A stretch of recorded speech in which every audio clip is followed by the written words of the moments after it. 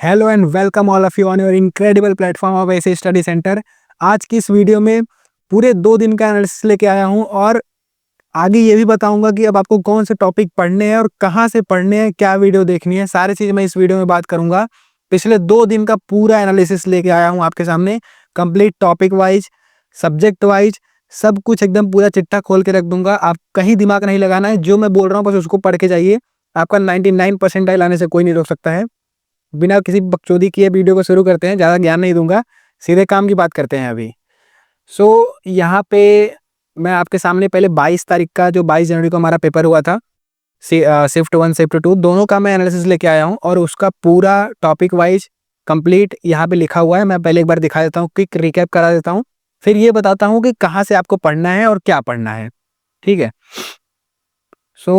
देखो यहाँ पे अगर देखा जाए 22 तारीख को, तो फिजिक्स में जो फ्रीक्वेंट आस्क्ड टॉपिक था, मतलब जहां से क्वेश्चन आया था, डायरेक्ट क्वेश्चन आया था और इम्पोर्टेंट टॉपिक जो था वो देखो ये है। फिजिक्स में बता रहा हूँ, मैं बात कर रहा हूँ फिजिक्स की, तो इसमें थर्मल फिजिक्स, प्रोजेक्टाइल मोशन, उसके बाद सर्किट, डायोड डायोड आपने पढ़ा होगा, इलेक्ट्रोमैग्नेटिक वेव पढ़ा होगा, EMW जिसको बोलते हैं, modern physics 4 question, Bohr model, atomic model, और उसमें 2-3 चीज़ें और है टॉपिक जहाँ से क्वेश्चन पूछता है। डायरेक्ट फार्मूला होता है, फार्मूला रटो, डायरेक्ट क्वेश्चन वहाँ पे लगाओ। लेंस, ये ऑप्टिकल की बात चल रही है। लॉजिक गेट, गेट से एक क्वेश्चन आता ही आता है, एंड और नॉर जो भी गेट होता है वो अच्छे से पढ़ के जाओ। रे ऑप्टिक्स, इलेक्ट्रोस्टेट डायरेक्ट क्वेश्चन इस बार आया था कि कॉर्नर पे चार्ज रख दिया एक, अब बताओ उसका कितना फ्लक्स आ रहा है एक रूम में, तो Q/4 होता है क्योंकि वो 4 शेयर करता है। ठीक है, ऐसे डायरेक्ट क्वेश्चन आ रहे हैं। मैं मोटा मोटी टॉपिक बता रहा हूँ, semiconductor, unit dimension, kinematic, fluid mechanics, gravitation. Projectile में कैसे क्वेश्चन आएगा, मान लो इतनी वेलोसिटी से इस एंगल पे प्रोजेक्ट किया ऑब्जेक्ट को, तो बताओ कितने दूर जाके गिरेगा, कितने टाइम में गिरेगा। तो ये चीज एकदम डायरेक्ट होती है, आपको फॉर्मूला आना चाहिए। अब मैं बताऊंगा कि आपका रिवीजन कहाँ से होगा। पहले देखो, अब डिफिकल्टी लेवल की बात करें अगर, तो पेपर कैसा था, इजी टू मॉडरेट था। ठीक है, कुछ खास डिफिकल्ट नहीं था, एकदम इजी था पेपर। अगर मान के चलो, अगर मैं पिछले 4-5 साल का PYQ आपने लगा रखा है, प्लस अगर आपको फॉर्मूले सारे याद हैं, तो आपके लिए पेपर डिफिकल्ट नहीं है, पेपर इजी ही है। इसमें अगर क्वेश्चन की बात करें तो स्ट्रेट फॉरवर्ड था और फोकस कहाँ किया गया था, फंडामेंटल कॉन्सेप्ट्स, मतलब हल्के से कॉन्सेप्ट आपको आने चाहिए कि हो क्या रहा है, पिक्चर में आखिरकार चल क्या रहा है। अब यहाँ दिमाग नहीं लगाना है कि उसने क्यों फेंका। ठीक है, मान लो यहाँ से ऑब्जेक्ट प्रोजेक्ट कर रहा है, इधर ऐसे फेंके, यहाँ गिर गया, तो ये दिमाग नहीं लगाना है क्यों फेंका। दिमाग यहाँ लगाना है कि अब कितना टाइम लगेगा इसको, कितना रेंज, उसकी रेंज क्या है, कितना दूर जाके गिरेगा। रेंज का फॉर्मूला रटो, टाइम ऑफ फ्लाइट रटो और सीधे जाके वहाँ पे फॉर्मूला यूज करो, क्वेश्चन आपका सॉल्व हो जाएगा। तो इसमें डायरेक्ट एप्लीकेशंस था, मतलब मीन्स फॉर्मूला का यूज था डायरेक्ट, सीधे सीधे। अच्छा, इसका स्क्रीनशॉट लेना है आप ले लीजिए, कोई दिक्कत वाली बात नहीं है। अगर ये चाहिए तो मैं आपको शेयर कर दूंगा ड्राइव फॉर्म में।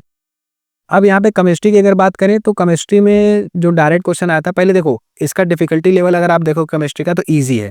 ईजी क्यों है, क्योंकि ये एनसीईआरटी बेस एकदम डायरेक्ट पूछता है। एनसीईआरटी की लाइन उठा के दे देगा, या तो उसका न्यूमेरिकल ही दे देता है, डायरेक्ट ऐसे ही अब क्वेश्चन आ रहा है, ज़्यादा ट्विस्ट नहीं कर रहा है।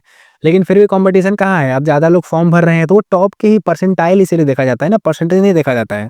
तो परसेंटेज लाके भी कोई मतलब नहीं है, आपको टॉप 99% बच्चों को पीछे करना है। ठीक है, उनको पीछे करना है, तब आप 1% में आएंगे। अब यहाँ पे अगर हम बात करते हैं इसकी, थोड़ा देख लेते। देखो, मोल कॉन्सेप्ट से क्वेश्चन था, कैटलिस्ट जो भी है, biomolecules, organic and physical chemistry. तो ये फिजिकल केमिस्ट्री से 3-4 ही चैप्टर्स हैं 12th में, और 2-3 चैप्टर हैं क्लास 11th में। आपको क्या करना है, पूरा फॉर्मूला रट लेना है। डायरेक्ट क्वेश्चन आएगा, dipole movement, electrochemistry, chemical bonding. Chemical bonding से क्वेश्चन आता ही है भाई, वो तो मोस्ट इंपॉर्टेंट और फेवरेट टॉपिक है उसका, आपको तो पढ़ना ही पड़ेगा। पी ब्लॉक, अच्छा देखो पी ब्लॉक क्या है, बहुत बड़ा चैप्टर है। अगर आपने पी ब्लॉक नहीं पढ़ा है, या फिर बहुत ज़्यादा रटने वाला चीज़ है, तो एक ही क्वेश्चन आएगा, उसको अवॉइड कर दीजिएगा। अगर आपने पी ब्लॉक अभी तक नहीं कर रखा है, ठीक है, तो मत पढ़िए, कोई दिक्कत नहीं है, बहुत बड़ा चैप्टर है, ज़्यादा पढ़ने की कोई जरूरत नहीं। थर्मोडायनेमिक्स अगेन फार्मूला वाला ही है, अच्छे से अगर आप कॉन्सेप्ट आता है, फार्मूला पढ़ा है तो बन जाएगा। और मैं जल्दी जल्दी दिखा देता हूँ, एनसीईआरटी बेस था पेपर क्वेश्चन, और पर्टिकुलरली ऑर्गेनिक केमिस्ट्री तो एनसीईआरटी बेस आती ही है। मैथमेटिक्स की बात करें तो 3D geometry, matrix, statics, probability, vector, यही सब सारी चीज़ें हैं। आप यहाँ पे पर देख लो, complex number, area under curve. ये क्या था, इजी था बट लेंदी था। ठीक है, पेपर किस दिन का, 22 तारीख का, 22 तारीख का पेपर। ईज़ी था मैथ का, बट लेंथी पेपर था। वो आपसे अगर आपने अच्छे से नहीं पढ़ रखा है तो नहीं बनेगा, मैथ में बार-बार बोल रहा हूँ।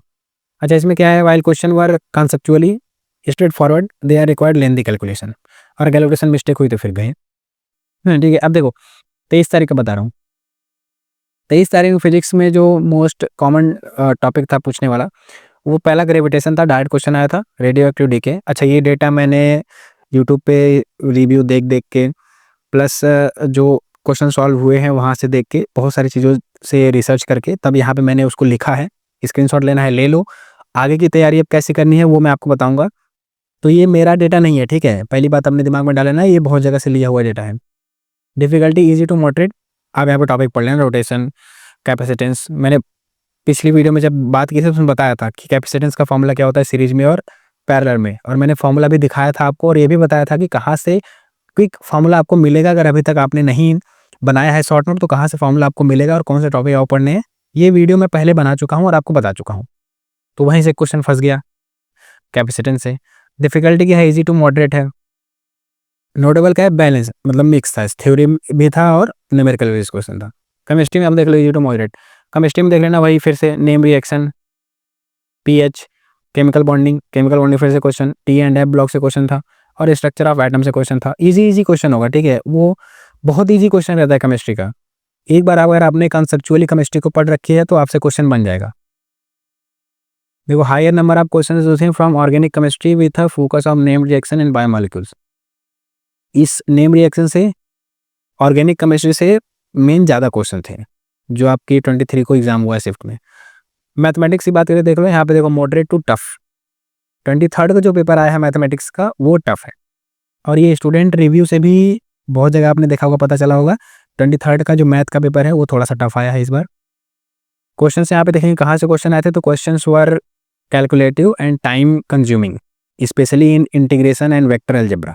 तो ये दो भाई टफ टॉपिक होते हैं, इंटीग्रेशन और वेक्टर अलजेब्रा, जो लास्ट का सेकंड पार्ट का जो चैप्टर है ये टफ होता है। तो वहाँ पे टाइम कंज्यूमिंग, ऑब्वियस सी बात है, इंटीग्रेशन क्वेश्चन जल्दी नहीं बनता है, खास करके जेईई मेंस लेवल का। बोर्ड का तो आप बना ही नहीं पाओगे, क्योंकि एनसीईआरटी में भी बहुत अच्छे अच्छे क्वेश्चन दिए हैं 12th की, तो वैसा सिस्टम है। अब मैं आपको बता रहा हूँ इसके बेस पे, ठीक है? इसके बेस पे मैं आपको बता रहा हूँ पढ़ना क्या है। अब ये तो हो गया कि अब तक क्या पूछा गया है। 22 को ये हो गया, 23 तारीख को ये हो गया। आपने स्क्रीनशॉट लेना है तो इसका स्क्रीनशॉट ले लो, वरना आप अगर कमेंट करोगे तो मैं इसको शेयर कर दूंगा आपको, ठीक है? ये सारे टॉपिक्स हैं। अब मैं बता रहा हूँ कि आपकी स्ट्रैटेजी क्या होनी चाहिए अगले जो आपकी एग्ज़ाम है उसके लिए। 24 तारीख को जो एग्ज़ाम है, 28-29 को जो आपका एग्ज़ाम है, तो अभी आपके पास समय है। 24 के लिए तो समय नहीं है, लेकिन 28-29 के लिए समय है। अब देखो क्या करना है, आपको आ जाना है यूट्यूब पे, और यूट्यूब मैंने यहाँ सर्च करके रखा टाइम बचाने के लिए कि JEE mains PYQ most important question answer, यही सर्च करना है आपको बस। अब देखो यहाँ पे जो जो पढ़नी है, जो वीडियो देखनी है, उसका मैं बता रहा हूँ। एक ये वीडियो देख लेना, ठीक है? नेहा अग्रवाल मैम का वीडियो देख लेना एक मैथमेटिक्स के लिए, 60 most asked question by NTA last 6 years.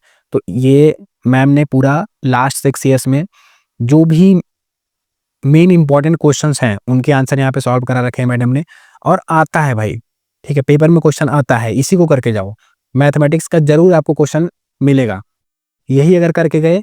एक वीडियो ये देख लेना, बाकी मैं फिजिक्स के लिए बता रहा हूँ, ठीक है? ये देख लेना, नेहा मैम का वीडियो देख लेना, एक ये सर का देख लेना वीडियो, विनीत खत्री सर का, ठीक है? ये वाला देखो, ये वीडियो देख लेना, एक टॉप 100 जो सर ने करा रखे हैं। अच्छा देखो, अपलोड कब करा है वीडियो, 3 दिन पहले का, लेटेस्ट का है। पूरी प्रॉपर रिसर्च करके डाली है सर ने 2025 के लिए। मोस्ट रिपीटेड क्वेश्चन जो है वही, तो जो रिपीटेड क्वेश्चन होते हैं ना वो भी आते हैं, उन्हीं के टॉपिक से क्वेश्चन उठाया जाता है, ये मोस्ट प्रोबेबिलिटी रहती है आने की। तो ये क्वेश्चन कर लेना। उसके बाद मैथमेटिक्स के लिए अगर हम बात करें तो आपका हो गया। फिजिक्स के लिए हम बात कर लेते हैं थोड़ा सा। देखो 23 जैन, चलो यहाँ पे सर्च करते हैं फिजिक्स, ठीक है? फिजिक्स का आ जाएगा, मैं आपको दिखाता हूँ पढ़ना क्या है, ठीक है? क्योंकि ये मैं बता रहा हूँ, मैंने पहले से देख रखा है, तो मैं अभी बता रहा हूँ आपको कि ज़्यादा दिमाग नहीं लगाना अपना। ये देखो, ये कर लो एक 20 क्वेश्चन वाला, ठीक है? वेदांतु जेईई वाला ये कर लो, 20 क्वेश्चंस का ये कर लो, और टॉप 200 ये वाला कर लो, ये सर का, ठीक है? पर लेटेस्ट वाला करना, ये ध्यान देना, थोड़ा सा लेटेस्ट वाला करना। फिजिक्स क्वेश्चंस जनवरी 2025, ये देखना है 23 जैन। अच्छा, एक चीज़ तो और करना आप कि जो अभी 22, 23 को पेपर हो रहा है, वो क्वेश्चन तो लगाना ही लगाना, वो तो आपको लगाना ही है। उसको स्किप मत कीजिएगा, उसको लगाइएगा।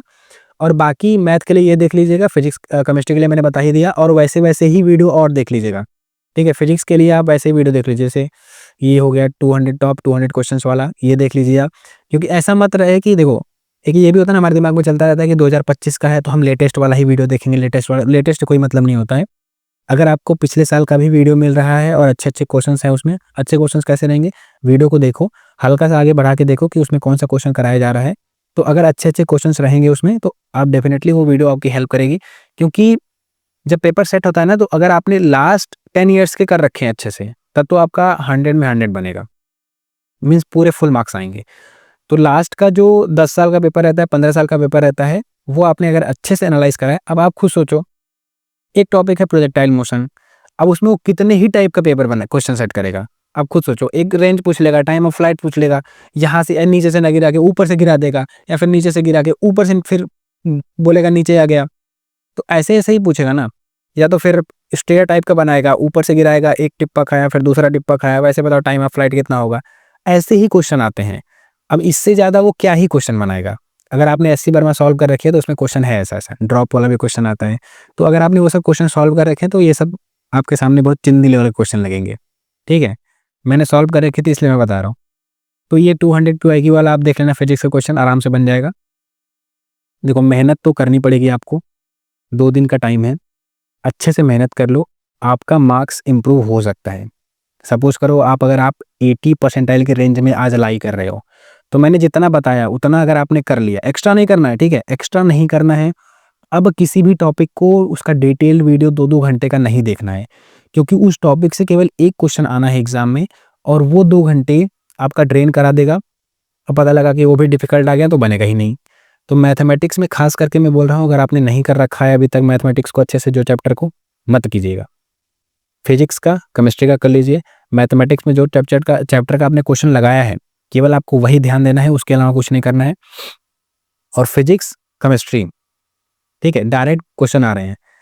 मे भी हो सकता है आपकी शिफ्ट टफ आ जाए या फिर ईज़ी आ जाए। देखो, टफ वालों के लिए फ़ायदा रहता है, मैं बता रहा हूँ कैसे। टफ अगर जब शिफ्ट आती है ना, तो उसमें फ़ायदा कैसे रहता है वो मैं आपको समझाता हूँ थोड़ा-सा। देखो, अब जब आपकी आपकी शिफ्ट मान लो टफ आ गई, एक तो यहाँ पे सिस्टम कौन-सा है, नॉर्मलाइज़, ठीक है? यहाँ पे चलता क्या सिस्टम है, नॉर्मलाइज़ वाला। तो अगर आपकी टफ शिफ्ट है, उस टफ शिफ्ट में 25 क्वेश्चन में से आपने बनाए फिजिक्स के 20 क्वेश्चन, ठीक है? और जो ईज़ी शिफ्ट वाला था, वो 25 में 25 बनाया, या फिर 25 में 24 बनाया। चलो मान लो 24 बनाया। तो आपका मार्क्स क्या होगा, बढ़ेगा। नॉर्मलाइजेशन के अकॉर्डिंग आपकी शिफ्ट हार्ड थी, आपका बढ़ेगा मार्क्स। शिफ्ट हार्ड होने की वजह से, क्वेश्चन हार्ड होने की वजह से, जिन्होंने केवल डायरेक्ट बेसिस पढ़ के गए थे, जो डायरेक्ट फार्मूला बस पढ़ के गए थे, सोचो, वो तो नहीं कर पाएँगे, क्योंकि कॉन्सेप्चुअली सोचना पड़ेगा। अब टफ का मतलब क्या हुआ कि फार्मूला के साथ-साथ वो कॉन्सेप्चुअल थोड़ा-सा लगा दिया थ्योरी। अब आपको कॉन्सेप्चुअली अगर आपने क्वेश्चन को प्रैक्टिस करा है, सॉल्व कर रखा है, जो एक अच्छा मेहनती बच्चा होता है, वो पूरे साल मेहनत रगड़ के करता है, डिफरेंट टाइप के न्यूमेरिकल सॉल्व करता है।